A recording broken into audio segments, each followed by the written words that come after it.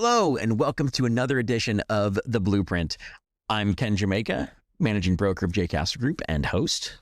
And I'm Katie Martin, transaction coordinator and co-host. So today, I really wanted to talk about the stupid that is the CoStar and Zillow feud, I guess. How much about that do you know? Because I know a lot. Oh, I did 5 minutes of research to get kind of the general gist of what it was.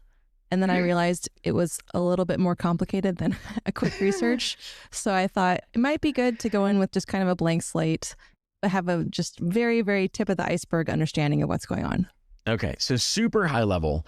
CoStar owns homes.com, apartments.com, and LoopNet, and like 50 other real estate portal properties, right? They also just recently bought Matterport, right? So Zillow has their own stuff. They have Trulia and a bunch of other properties themselves. And they have their own 3D tour gig that they would prefer you to use, right? Since they had 3D tours, they've kind of deprioritized everybody else, but they would accept a Matterport or an Asta Room or a Rico or a whatever. But if you use the Zillow 3D tour directly, you kind of get a little more Zillow juice, right? And historically, if you did a Zillow tour, it would also show on everybody else, Realtor, Redfin, brokerage sites, and homes.com. Well, so real quick, before we move further, just so we're inclusive of everyone, what would you define as a 3D tour from those websites? Sure. So that's the ones familiar. Yeah, that's the ones where you click the dots and you jump from room to room and you can spin all the way around and see layout and see more than just a picture, but it's you can actually move around and look 360, right? So the 3D 360 tour. And so if you have a listing and you are adding a 3D tour to it, is this a specific company you have to hire? Is it specific hardware you have to buy? How does that kind of work on the back end of things? Yes, no, and sideways, right? Okay. So Matterport has their own camera stuff they prefer you to use, and they're thousands. I think they're like $6,000, but they're giant. They're like literally a foot cubed. But you set them on a tripod and they literally spin around, and they do LiDAR for room measurements, and they do all manner of stuff, and they're really high quality, right? You can also use much smaller cameras. The one that I have is the Ricoh Theta Business. And it's maybe this big. It's the size of a Snicker bar, right? So you put on a monopod and it has cameras on front and back, and it will just shoot 2 photos at once and then stitch them together, right? So it works fine. Is this high quality of an image as a Matterport camera? Probably not. Does it really matter?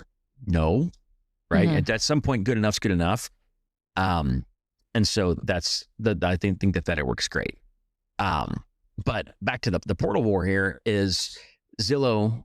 Last October 2024, there was, 2025.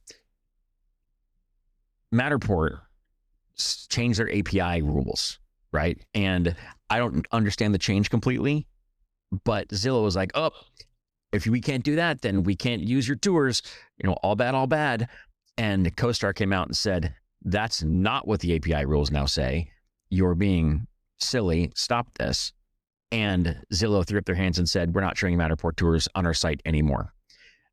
So homes.com will now only show, which is a CoStar property, will now only show Matterports, and they won't show Zillow's. Actually, take that back. They won't show Zillow's. They might show Asta Room and Rico. I'm not sure. I'll come to that in a second. But Zillow will not show Matterport. They'll show the other ones, but they will not show Matterport. And this happens when you do a 3D tour with any of the major 3D tour companies, and you put it in the MLS, right? If you go in the MLS and you put the 3D tour, there's a branded and unbranded links on all the MLSs that I use. There's like 5, and they all have a similar structure there.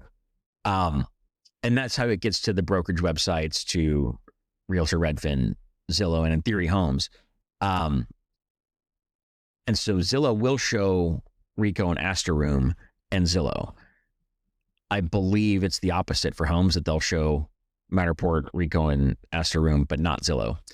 I do it a different way, which I'll explain why I'm confused on the Homes thing.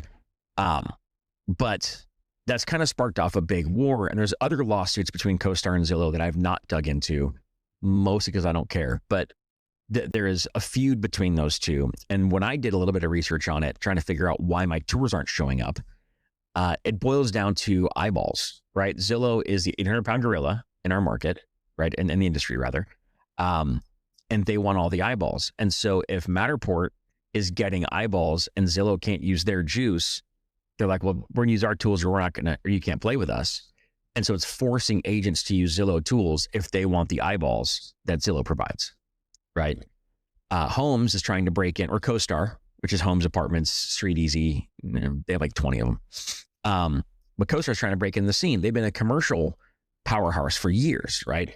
They run LoopNet and a couple other big ones that I don't remember off the top of my head. CoStar proper, LoopNet, apartments.com, right? So they've been commercially for a long time, but they're trying to come in with the homes.com acquisition and all of the bazillions of dollars they've spent on marketing for homes.com. But they're still trailing. They're not the number one. I don't think they're number two. I think they're still number 3 or 4. I think it's Zillow, Realtor, and then either Redfin or Homes. I think they kind of do the flippy floppy every once in a while. But anyway, so does that all make sense so far? Yes. Okay. So what the problem that it causes for agents, specifically listing agents like me, is I can't do one tour anymore. I'd hire a photographer to come do my photos and my 3D tours. And I used to be able to shoot one, either Zillow or Matterport, and they would show everywhere, right? I typically chose Zillow because I get more Zillow juice, which 800-pound gorilla, more juice is more gooder. And then it would show everywhere, right? Now it doesn't do that. So I have to get 2 tours. I have to get a Zillow tour and another tour, whether it's a Matterport, an Astrum, or Rico, right?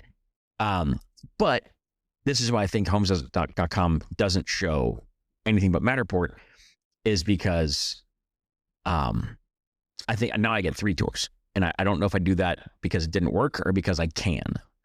The reason that I can is I bought my own equipment because I wasn't going to pay. I spent pretty close to $1,000 to get my own rig. I don't have a Matterport camera. I have the Rico Theta Business.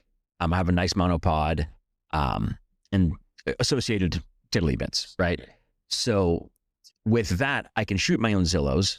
I can shoot Matterports. They're not as high quality as a Matterport camera, but I chose to go with the Rico 3D platform, right? So my 3D tours that I shoot and I put on MLS are Rico 360s. I do the Zillow directly into Zillow, and then I subscribe to homes.com as a listing agent, and it costs me dollars per month. I don't know everybody's market, so I'm not going to pretend to know what it will cost everybody, but I pay a fixed amount per month, and they will do free Matterports for all my listings. So if I can get their Matterports and get Homes juice, I can shoot my own Zillows and get Zillow juice, and then I use the Rico 360s to do everybody else, right? Then I don't pay for tours at all anymore, but it costs me $1,000 in equipment, and I do pay a monthly fee to Rico to have their platform.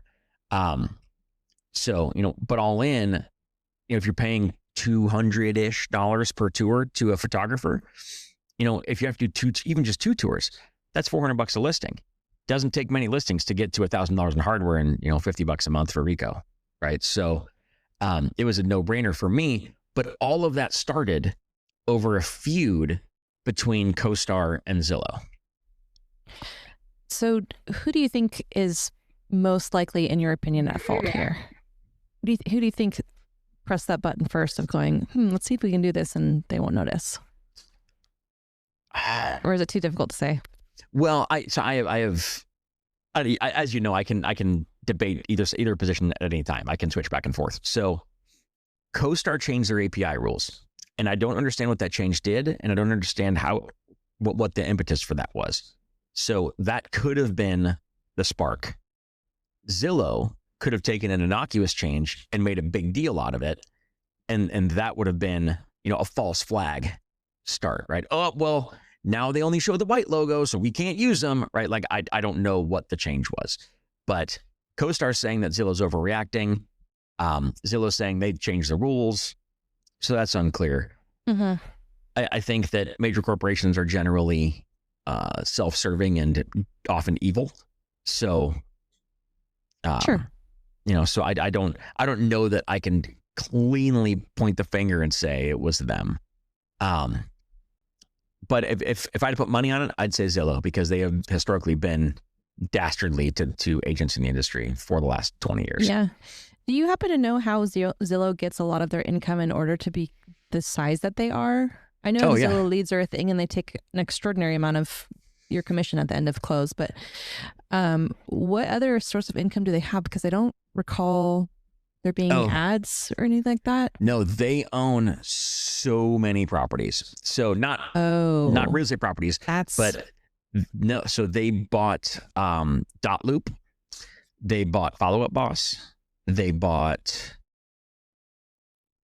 a couple other things. So they're building a real estate infrastructure empire. So they also own Zillow Mortgages and an escrow company that I don't remember the name of. We had to use them once because we did a Zillow. We bought a Zillow house when they were doing the Zillow offers thing. Doma? Oh, yeah, okay. It might be Doma. Okay. But yeah, so they own an entire ecosystem of real estate stuff. And now they have a new product called Showcase, which is different than buying leads or Flex. So some Zillow history, right? It used to be a Premier Agent thing where you would pay them some bazillions of dollars and you would get some fraction of a zip code and you would get leads from that. At one time, that worked really, really well. I made a killing on being a Premier Agent in 2021. I was spending between $7,000 and $12,000 a month. Don't they take like 40% or something like that? No, that's Flex. Oh, that's Flex. Okay. Premier Agent, you just write them a big check and you get leads. If you close, you close. If you don't, you don't, right? Your investment, your risk. Later, they kind of went to the Opcity model, which is now Realtor Concierge. But that's where the Flex model came from. And now they give you the leads for free. So you have to qualify to be a Flex team. And then once you qualified to be a Flex team, which Jay Castle did, but then they made me cranky, so I stopped being Premier Agent and I lost my place in line. But it's typically, I'm seeing more EXP mega teams are Flex teams, but they give the lead for free and they take between 35 and 45% based on a few different factors. It's typically 40, but lower price things like, things under 100 grand or something are a lower, and then things over 2 million or higher, right? It's something in the middle there, but 40% is pretty typical. But yeah, so they make a ton of money on that. But Premier Agent did really well. Flex is, for them, is great, but for the agents is garbage. And I've actually, some of our agents have asked about that. And I was like, if you want those leads, we're not going to get them. Like, even if I wanted to give them to you, I can't, because I don't qualify for Flex anymore. But if you go to one of those teams, the broker takes a cut, the team lead takes a cut, and then Zillow takes a cut. And I've talked to Flex agents that say they get between 15 and 20% of the gross commission. There's a $10,000 gross commission. They're making between $1,500 and $2,000. Which is better than zero still, but man, that's painful. But how much time and energy and effort do you spend to get that, to make fit that you're less than minimum wage? You could work at McDonald's and make more money. Yeah, that's very unfortunately true. Yes. But so back to the new product is called Showcase. And so that's on the buyer side, or the buyer's agent side. On the Showcase is a listing agent product. And again, you pay a fee per month, and it changes per market. But you get you get tokens. So I pay a fixed rate per month and I get one token per month. And each token can be applied to a property that then makes it a Showcase property. It gets a bunch of bonusy things. They send out emails specifically about your property to people that have matched that search. Normally they get hey, here's 5 properties that came up that match your criteria, right? But in this one, they send just your property. It's a very media focused page. So when you look at the listing, it looks different than every other Zillow listing. The 3D tour is more prominent. To use a Showcase token, you have to have a Zillow 3D tour, and you have to have professional photography, to the point where the photographer has to upload the tour and the photography. Now I found a way around that by calling support and yelling, but I'm now the photographer, so I have a photography account for a lot of things. It does. So I use photographers, and then I take their photos and I upload them into my Zillow photographer account and then apply them to my listings, which is stupid, but it works, because otherwise my 3D tour won't go in. So whatever, support fixed it. by using silly means. But anyway, so that product was launched in direct competition to the homes.com product that I subscribe to. And that one, again, more media friendly, super high focus on the 3D tour and the images, less on the wordy bits. But homes.com will put money behind your listing into Google Ad Network ads. So I've seen my listings on ESPN.com, on Yahoo.com, on games, like playing a game on your phone. And all of a sudden, the ad comes up and it's my face in one of my listings. It's like, that's weird. Unexpected. Yeah. I've actually had several people screenshot and send me, hey, look, one of them actually was the brother of one of my sellers, saw it on, I think his ESPN page, and he screenshot the whole page and sent it to her. And she's like, good, buy it. Right. But the cool thing about that is when sellers can see that, they know it works, right? They know that you're doing things. So, and Homes also sends out this really nice, I'm not sponsored by homes.com. I pay them money to tell you this stuff, but it's like a velour paper, like 8 or 10 page book that has the listing photo, like main photo on it. And it talks about, you as the agent by name and all the things that you're doing for them, which is what you're paying Homes to do for you. It talks about the ad networks, and it talks about the media friendly, the media forward things. And it's the stuff that you as a listing agent are doing. You're just paying Homes to do them for you on your behalf. Right. Mm-hmm. But it's really nice when the seller gets that, 8.5 by 11 heavy duty, feels nice in your hand book about how great you are. It does a lot for seller confidence. Zillow doesn't do that as far as I know. I've not seen one come out of that, but showcases to match the homes.com listing membership program. But I mean, there is a battle going on between those two. Mm-hmm. And how do you think this might be resolved? Someone just kind of gives up? It won't. It won't get resolved. I mean, this is now a capitalism cash grab. I mean, they can, hey, so if you do something new and make money, then I'll do the same thing and make money, and we'll just bleed every agent on the planet dry. I wonder if there's ever going to become a point where something like Zillow.com will have a premium subscription-based plan for buyers and sellers to use, so they would have more access for something, or if they want to set up their own type of MLS search engine like we as agents do for our clients if they're searching for properties. I wonder if that might ever come to fruition in the future for those kinds of websites. I hope not, but we're quickly moving to a subscription model for everything. Yep.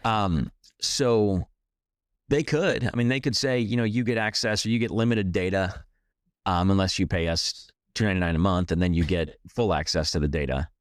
Yeah, you only get to see basic information in the first 5 photos. But if you want to see a 3D tour and open housing information and the rest of the photos and the agent notes on what the property entails, then you have to pay, I don't know, X number of bucks a month in order to access it. $8 a month is the line for it. Like there's been studies done. So if it's $8 a month, you won't cancel it on a whim. If it's $10 a month, you will. Why am I paying $10 a month for that? Get out of here. $8. It's only $8. Yeah. Like there is psychology behind that. And there's been many studies done. I believe it. I definitely believe it. So how do you think this affects agents who don't rely on photographers and don't really do very many escrows or have very many listings? I still see quite a few iPhone photos uploaded to listings. I know your face is accurate, but I see them all the time, especially in a little bit more of rural areas. I hate that word. Or just, like I said, agents who do 1 or 2 listings a year, if that. I definitely see it a lot. It puts the seller at a disadvantage, right? Because you need to put the property's best foot forward. And the best way to do that is with high quality photography. I would argue now it's also 3D tours. Drones, I'm on the fence about. I think that if you have more than half an acre, drones might make sense. But if you're in Stucco Central, showing me, a bunch of matching roof lines doesn't tell me anything. But I think that if you're going to cheap out on photos and not spend Even in the Bay Area, you can get high quality photos for less than a couple $100. I think that when I go to the Bay, the vendor I use down there, I think is $200 for photos. If you can't spend $200 on a listing, refer it out, right? Mm-hmm. Even in rural areas. I mean, using your iPhones are great, right? They're great cameras. We have an agent in-house that does his own photos and they look great. He's been doing it for 20 years. He knows how to use a camera, right? Yeah. But when it's clearly an iPhone picture, don't do that, right? Are most agents under the assumption that they pay for the photos, or does that come out of seller commissions, or how does that typically work out, do you think, with most? Everyone I know pays for photos, right? Okay. So I can't say that everybody, but everybody that I know pays for photos. Okay. So it's never a situation where the seller doesn't want to fork out the money for photos. No, it shouldn't be. I mean, Yeah. if it's to the point where an agent is making the seller pay for photos and charging standard for the area commissions, they're just a crappy agent. Okay. If it's one of those where you're not going to get good photos unless you pay for them, but I'm going to charge you a gazillion dollars to list your house, then that agent is just doing a disservice to them, to the seller, and to the industry as a whole, because it makes us all look bad. Mm-hmm. Okay. So we should get a photographer on here. I mean, we have one in-house. We can get Kim to come out and talk about her experience with photos and how that works. And drones with all the new drone laws. Oh, yeah. She has a very strong opinions about drones. Yeah. I used to see a lot of drone footage 2021-ish, I would say.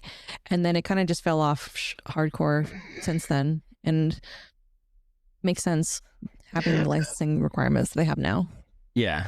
Well, and I'm not going to talk out of school about this. I know a little bit, not a lot of it. So you're supposed to have the FAA license, I don't know the number, 192A or whatever, which Kim does have. And you're supposed to have insurance because you drop a drone on someone's solar panels, that's a bad day.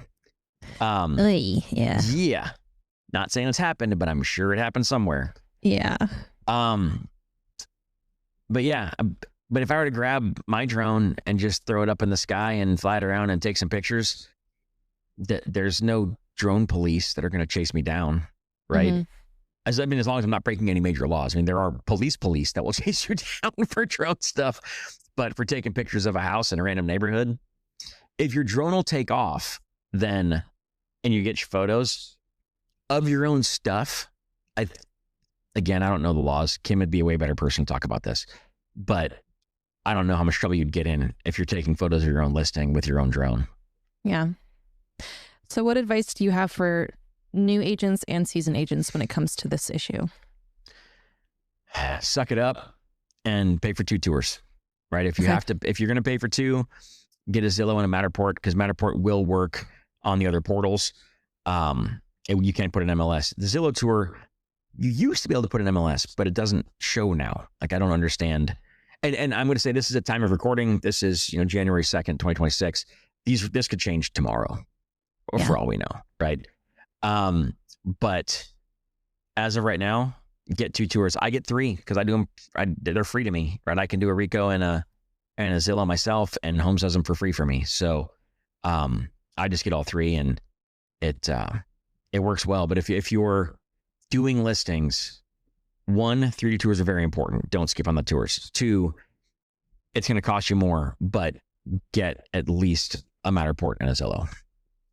And where would you say people should go for these things? I know you could probably just Google it, but just for ease of... Person detected at front door. Ease of... There's someone in my house right now. Didn't know that. There you go. For ease of information, where does someone go to... Let's say I'm a brand new agent. I don't have a mentor, but I want to... And I just got a listing. I want to schedule these tours. Where do I go? So... Is it a local number? Is it an 800 number? No. So it is...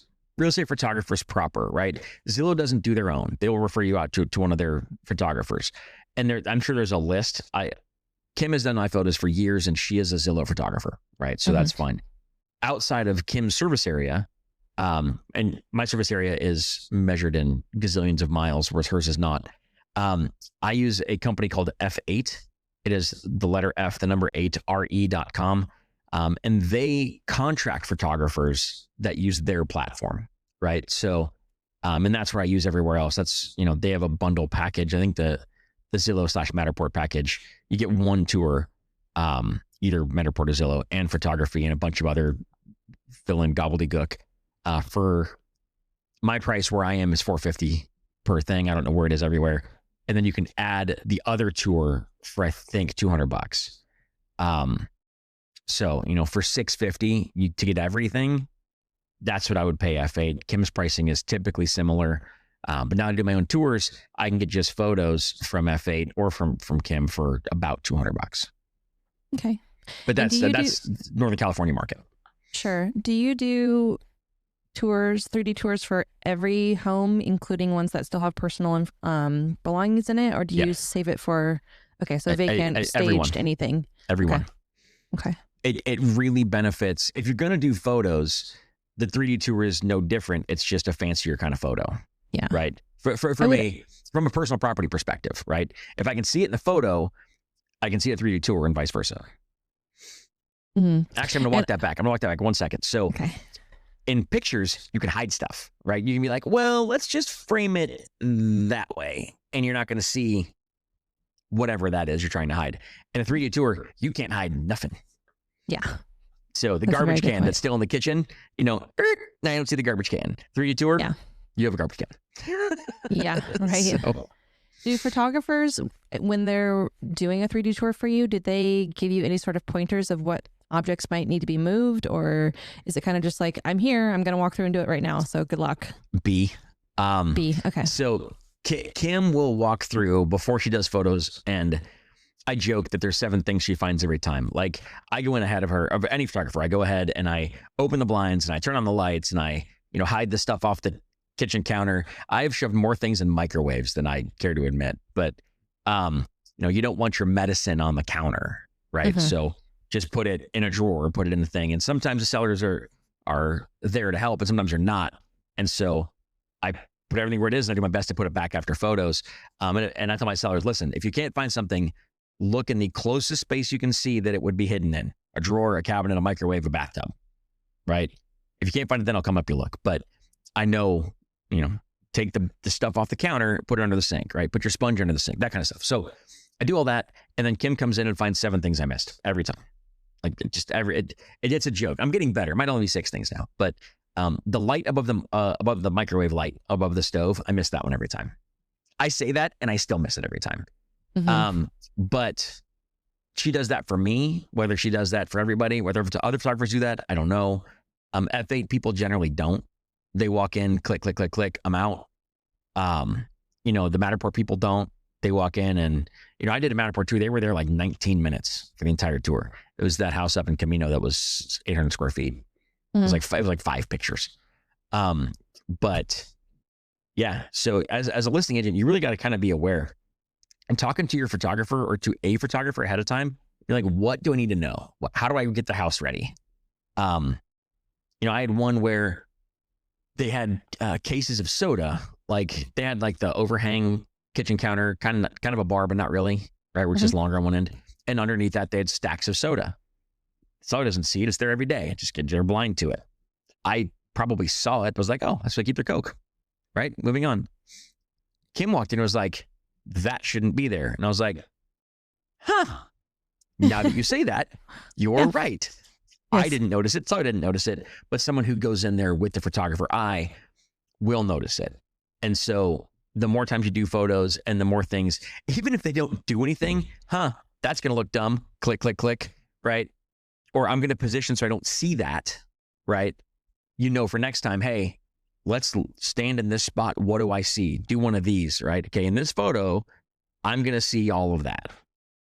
Or not. In a 3D tour, turn your head. If you can see it, you can see it. Yeah. Okay. Have you had any listings where it's a situation that maybe you don't want a 3D tour or photos of everything's abandoned homes, condemned homes, hoarder homes, those kinds of things? Yes. I imagine these are outliers to this rule and probably shouldn't. Yeah. I mean, there are outliers to every rule. There are houses where you don't want anything but one exterior photo. Yeah. right? That's you for MLS. You just be like, the inside's terrible. Don't look. I have done, for some of those types of houses, I have done cell phone pictures, but only I think I did it twice in my entire career. But it was a house that, was likely a knockdown, right? You're just taking pictures to show that there is a house there, but that's it. Yes. Mm-hmm. But other than that, no, I think, real photos are real photos. Okay. So what else? What have you learned today through all of this portal drama? I mean, it just sounds kind of like a pissing match. It sounds like typical corporation BS of, look at this fancy new feature. Let's try to screw over the other guy. I mean, I'm kind of a nihilist when it comes to corporations, and I want all of them to disappear. So go capitalism. Yeah. I mean, the product that these companies provide to clients, to buyers and sellers, is wonderful. And I think Zillow's platform, just by aesthetics, I prefer, because it's so much more clearly laid out. I mean, it's consistent, it's nicely done, it's easy to maintain, it's easy to manage as a, it's relatively user-friendly.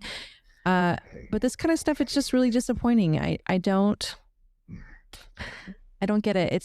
It's never going to end well long run for everyone involved. And so I just don't get why they don't have forward-thinking plans in mind, rather than how much more money can we get in the situation here. It always inevitably ends the same, and that's not good. Right. Well, I wonder when there's going to start to be antitrust stuff, right? When there is too much of a monopoly. And I can name kind of some of the big players there. Zillow's let's one, talk about CoStar's one. Utilities. Let's talk about utilities for a second. Also that. I mean, for the love of God, PG&E in this area. I'm on SMUD. I know, you're very lucky, but it's not okay. And I've been waiting years for that to come to fruition, and yet here we are. It's still the same. Yeah. So I think, unfortunately, those things just take way too long. And the people that suffer are the people who are trying to make it honestly and do the right thing. And it's a bummer. Yeah, there are a couple of soapboxes that could come out here real quick. Yeah, I'm trying not to step on one right now, and I'm trying not to be too cynical about it. But the reality of it is, it's not surprising hearing anything that you just said, and it's pretty typical behavior, I feel like, for most corporations. And it's really unfortunate, but it's not really like anything we can do as agents, as buyers or sellers, as industry professionals in any way or form. Like. Well, I mean, it comes down to eyeballs, right? And there are more eyeballs that don't care, or that don't know enough that they should care. Consumers and agents alike. And so as long as they have the right number of eyeballs, then they'll do what they want. And until enough eyeballs or enough revenue is attacked, then they have no motivation to change. Yeah. I mean, boycotts do work. How do you boycott something like Zillow? You don't ever click on the website? Okay. Yeah. That's probably doing you more harm than them at this point. Right. Well, and as an agent, it's the devil you need, right? Like, because it is the 800-pound gorilla. If you just say, because on MLS, you can say, do not put my properties on portals, right? Yep. If I, as a seller, found out that my agent did that, you're fired. Period. That's breach of fiduciary responsibility, in my opinion, right? Yeah. Because you are not giving that property the full full market view. Yeah. And I know Compass is going through a thing with that right now, where they're keeping their listings off the portals for some set period of time. And it's not going well for them. Compass is an odd bird. Yeah, they are. Yeah. But and they're also one trying to become the master of everything. They bought Glide, 2.5 years ago? Yeah, and I'm pretty sure they use their own online platform as well now too. Yeah, so they have their own portal. Yeah, I used to use Compass agents, and then I used to have Compass agents, and then they required me to use my own Compass email. And it's like, no, I'm not managing 2 inboxes. Sorry. No. I know lots of TCs who do that, but it was just a personal decision for me. I was not willing to do that. And then the Compass platform is one of those ones that requires like the token that you have to open in your app on your phone in order to have the 2-factor authentication code. And it was just like, I'm not doing this every time I log into this file. I'm sorry, no. No, Absolutely not. I have more other clients. I don't need those ones. This is a hindrance. Yeah. When it takes 5 times as long to do the same thing you could have done, that means it could have been an email kind of stuff. Yeah. This is maybe an ignorant soapbox, but let me tell you about my soapbox for 2-factor authentications, because it's a big one. I'm actually a fan of 2FA. Like, we could go down that path if you want, but it has saved more people than it's hurt, I think. It's annoying to people that log into stuff all the time, like you and I. But the average consumer... other people's logins. That's right. my problem. Is like I use everyone else's login, so I don't have access to that code. And they have a 5-minute to 10-minute expiration. So it's like, well, I have to send you another code. Okay, I have to send you another code. I have to send you another... It's like... Yeah. So anyway, I get it though. It's a very smart addition. It's something they need. However, there should be a carve out for stuff like assistants, right? Like, but on the flip side, if an assistant goes rogue, and tries to log into their things and do nefarious stuff, that 2FA could save, the affected party. So I don't know. I have mixed feelings. I'm also a big fan of password managers, which apparently is the thing too. Although, thinking this through, passkeys may break your whole world. Because if people start using passkeys for stuff, you need to be able to log into their passkey manager, which I'm not giving you my passkey manager. I'll give you 2FA codes all day. I'm not giving you my passkey manager. That has everything in it. No way. No. Right? So there's a lot of things that could break my position. If this is somehow automated, if AI takes over as transaction coordinator and can, audit all of your, say, review this document and see what's wrong, that could take over. I mean, they're already implementing AI review, so AI auditors in files I've seen. One of the brokerages that I work with does that, and it's interesting. So yeah, there's a lot of things that could eliminate my role. Yeah. What do you think the likelihood actually is, though? It depends on the agent, I think, because I think there's some agents who really love the support and connection and having someone to chat with at all times throughout a transaction. And then some agents are very fickle and they just want something in that space to take over that role. So it doesn't matter if it's human or not. So I really think it just depends on the agent. I think it's probably more unlikely than likely. But who knows? AI is getting really scary. Oh, for real. We should do a whole episode on AI. Yeah. I know enough to be dangerous, not enough to be good. Like, there are people that are way better at AI than I am, but I do use it every day. So, yeah. But I think my use case is limited where that's concerned, right? That's another portal thing, though, because the GPT versus Grok versus Gemini versus Claude versus Gobbledy whatever. Yeah. Is going to be probably the next portal that we fight about. So I have paid subscriptions to 3 of them. I use GPT, Gemini, and Zencoder. I think Zencoder uses Claude in the background, but I'm not exactly positive. I've definitely compared them, and it's fascinating to see how they're all kind of the same, but they're all very different.